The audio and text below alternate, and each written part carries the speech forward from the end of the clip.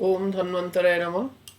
All India Ayurveda PG entrance test 2023 कल है, 31 जुलाई को है, मंडे को ही है। तो कल इस समय तक पेपर स्टार्ट हो गया होगा।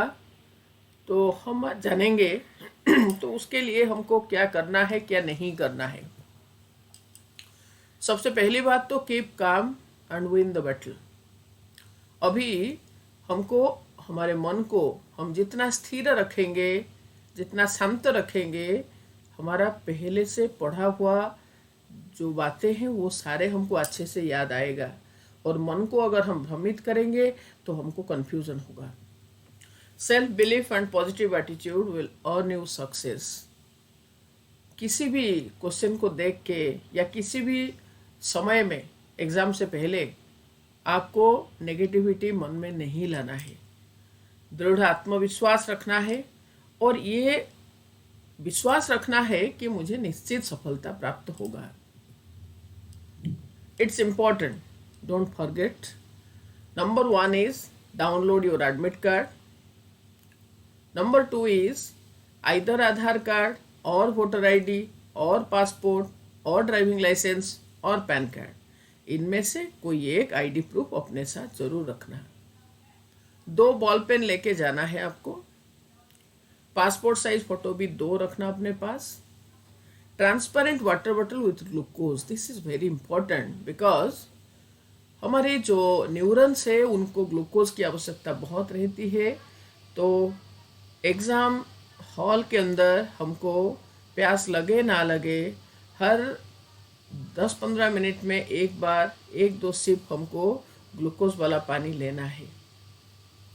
Have tasty and healthy breakfast. सुबह सुबह निश्चित कुछ खा के जाओ, अदरवाइज भ्रम हो जाएगा और वहाँ पर आपको आपका पढ़ा हुआ चीज़ भी आपसे सही ढंग से नहीं हो पाएगा, गलत होने का ज़्यादा संभावना रहेगा। तो इसलिए बहुत से लोग खाना खा के नहीं जाते हैं, खाली पेट ऐसे ही जाते हैं, 2 बिस्किट खा के जाते हैं। ये गलती बिल्कुल भी नहीं करना, पूरा साल भर का मेहनत खराब हो जाता है। तो इसलिए आपको सुबह कुछ खा के ही निकलना है, कुछ अच्छा चीज़ लेके जाना है जो कि आपको वहाँ पर भूख ना लगे। Online exam is from 9 AM to 11 AM। पहले 10 बजे से एग्ज़ाम शुरू होता था, तो लेकिन इस बार 9 बजे से 11 बजे तक होगा। अच्छा समय है ये।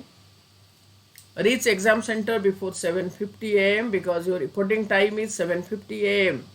So it's better to reach exam center before 7:50 AM.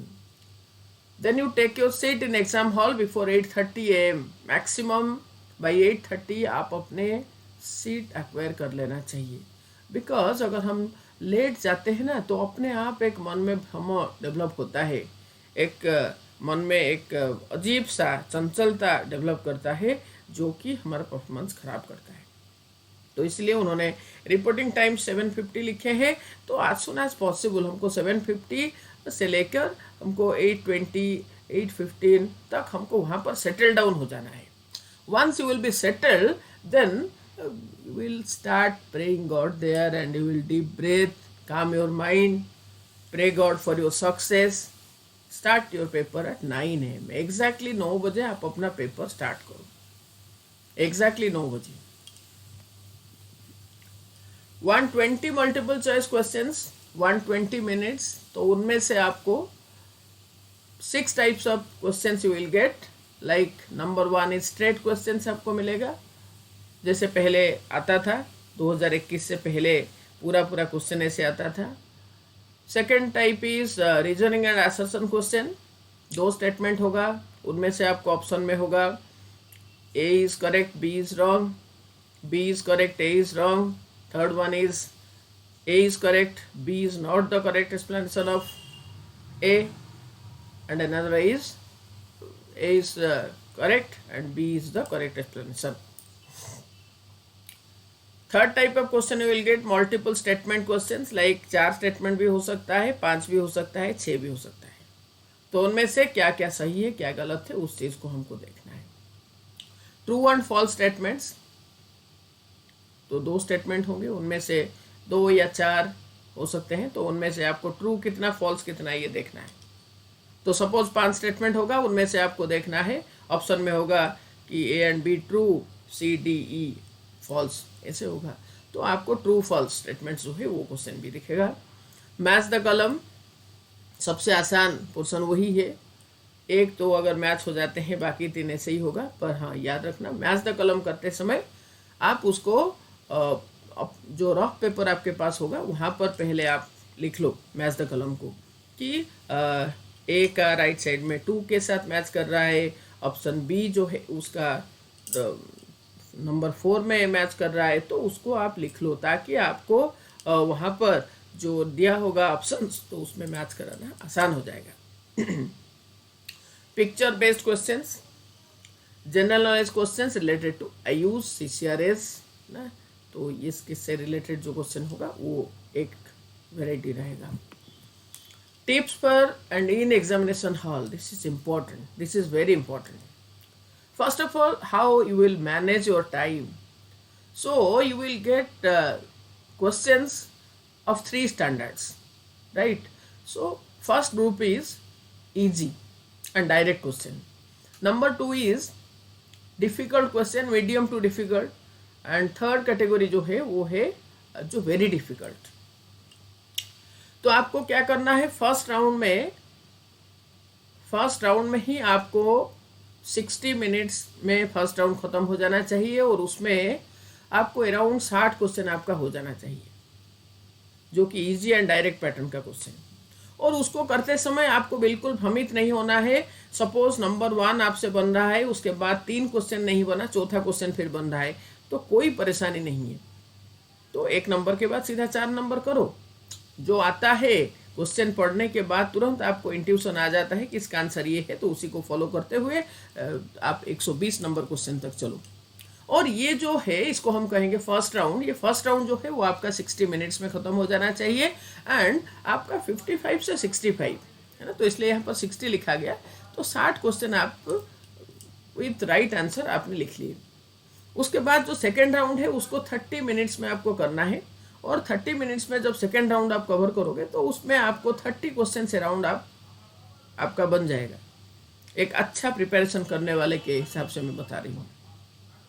And third round जो है वो भी 30 मिनट्स में आप खत्म करोगे, और उसमें भी अराउंड 30 क्वेश्चन आपको करना है। तो आपको ये मान के चलना है कि मुझे मिनिमम तो 110 क्वेश्चन करना ही है।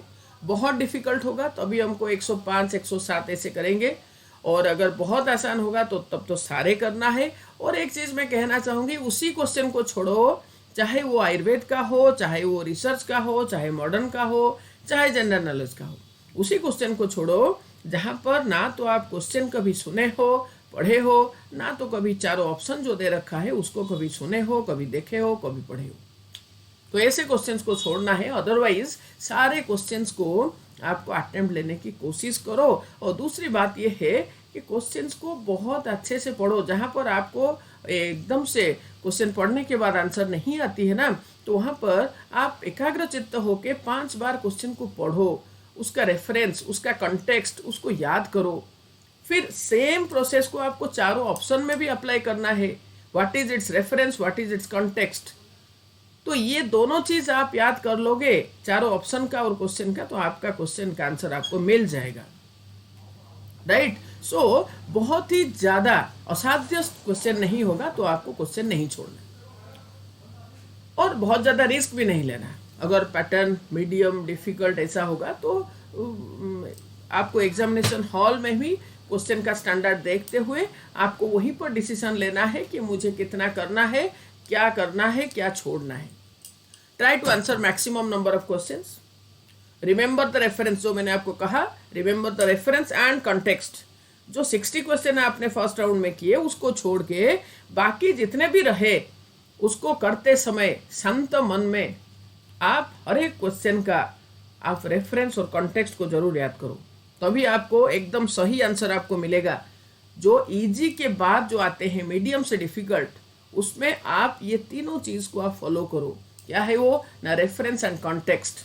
रेफरेंस हो गया क्या, ना कौन सी संहिता का कौन से अध्याय में रहा ये। कॉन्टेक्स्ट हो गया किसकी वर्णन के संदर्भ में ये आया, उसके आगे क्या था, पीछे क्या था, है ना। तो remember the reference and context. Number 2 is exclusion criteria.